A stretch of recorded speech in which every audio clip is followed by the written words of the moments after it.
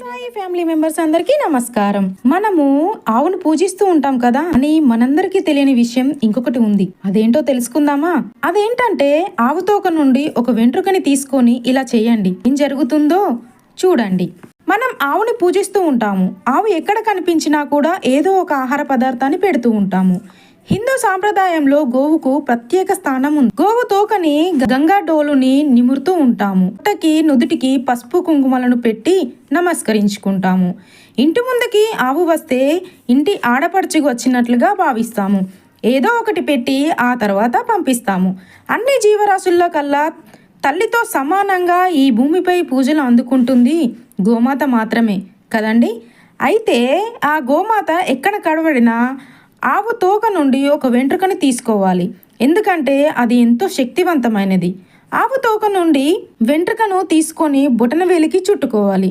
ఎక్కడైనా ఒంట్లో నొప్పులు కానీ ఏమైనా బాధ కానీ ఉన్నట్లయితే ఆ వెంట్రుక కట్టిన వేలితో గట్టిగా ఒత్తుకోవాలి. 3 సార్లు మనం ఇలా చేస్తే ఆ నొప్పి తగ్గిపోతుంది. నొప్పి వెంటనే తగ్గకపోతే 2-3 రోజులు ఇలా రిపీట్ చేస్తూ ఉండాలి.